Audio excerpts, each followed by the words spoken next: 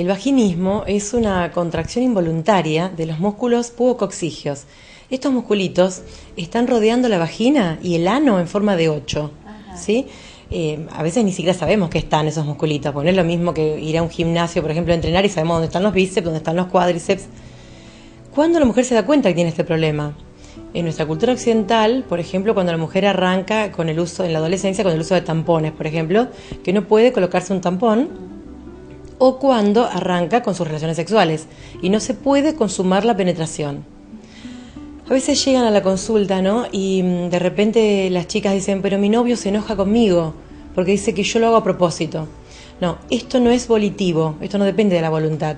Es una contracción a modo de espasmo de estos músculos perivaginales que impiden la penetración directamente. Porque provocan dolor o... Ante el intento de penetración duele. Duele una vez, duele dos, duele 5, ya queda la huella en la memoria del registro de dolor. Entonces la persona, ya el solo hecho de pensar, estos músculos se contraen a modo de espasmo. Entonces no es una cuestión voluntaria, no es que la persona lo pudiera hacer a propósito, ¿no es cierto?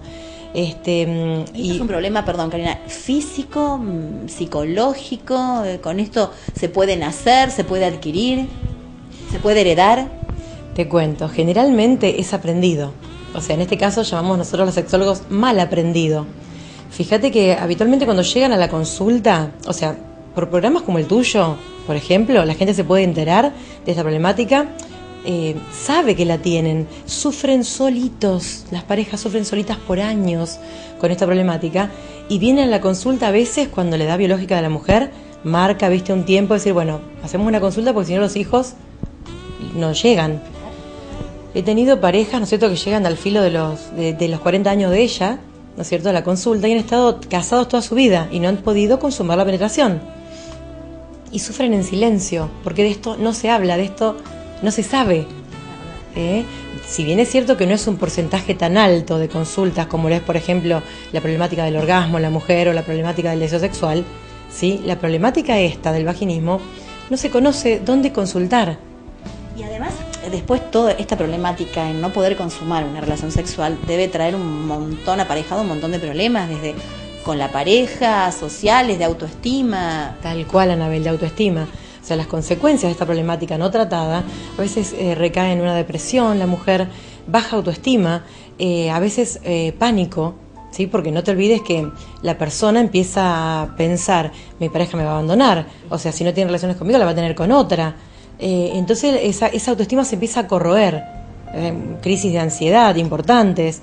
Entonces siempre la sugerencia es tratarlo.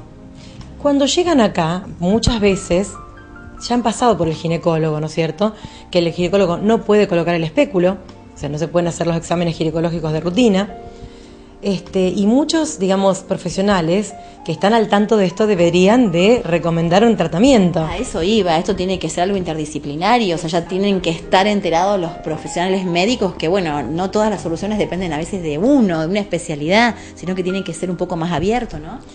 Sí, por suerte hay médicos muy conscientes que sí derivan, ¿no es cierto? Y hay gente, o sea, algunos profesionales, Anabel, que de repente como no conocen el tópico o en realidad no pueden ahondar, no preguntan demasiado en la consulta, el ginecólogo, ¿no es cierto?, sobre la sexualidad de la persona, porque no es un tema en el cual está formado. Entonces en ese terreno no se meten.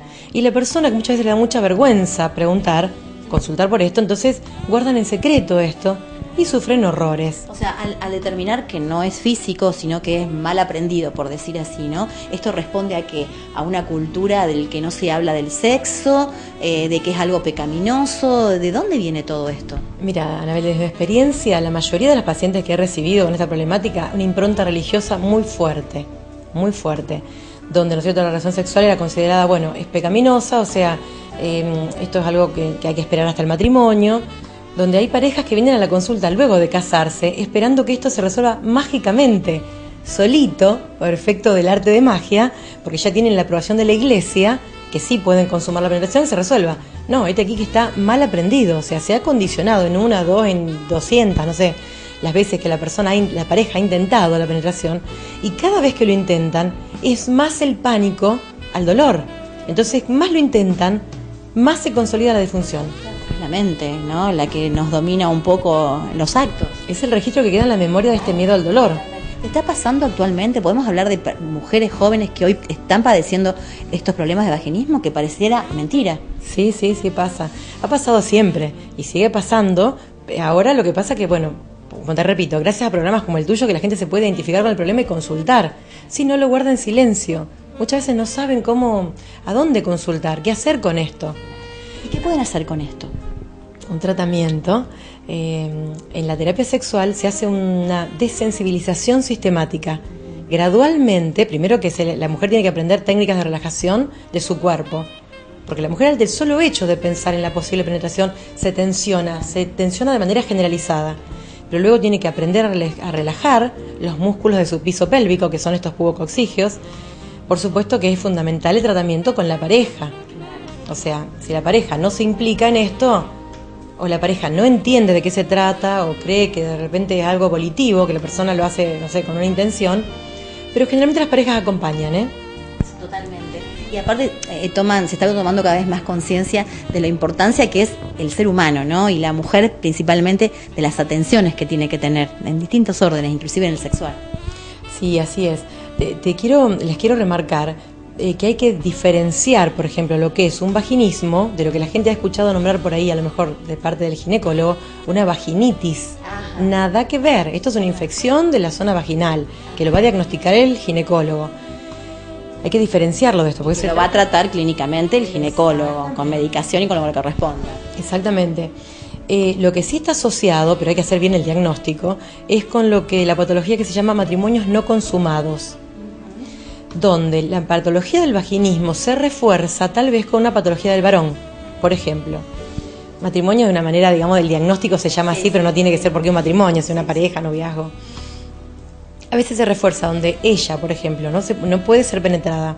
Bueno, pero él eyacula tan rápido que no llega, ¿no es cierto?, a hacer el intento de penetración. Eyacula en juegos, por ejemplo. O viene combinado, por ejemplo, llega a afectar el deseo. Cuando uno tiene deseo, el otro no lo tiene, ¿sí? O a veces el varón está desinteresado, en realidad el deseo sexual es muy bajito, está desinteresado y ella a lo mejor lo busca, pero él no responde, ¿sí? Entonces, en estos casos, la patología de matrimonio no consumado podría incluir el tema del vaginismo. Bueno, el tema del matrimonio no consumado es motivo de anulación de un matrimonio civil. Mirá vos, cuán importante es, porque en realidad hay que saber qué conlleva esto, por eso hay que ver cada caso, creo que lo analizás en forma única y cada pareja, porque esto también hace a la atención que hablábamos en una oportunidad a la mujer, ¿no? Lo necesario que es estarle atento a cada una de las necesidades, porque puede provocar disfunciones muy graves como estas. Sí, tal cual. Fíjate que, como vos decías, hay que ver cada caso focalizado. ¿Por qué? Yo te decía acá que escuché la mayoría de los casos la impronta religiosa. En otros casos hay como una hostilidad encubierta al compañero, ¿sí?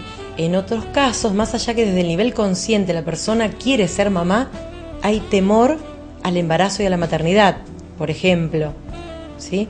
Entonces hay que ver cada caso puntual. En los menos de los casos que yo he atendido en mi consultorio, he encontrado ante esta problemática abuso sexual infantil.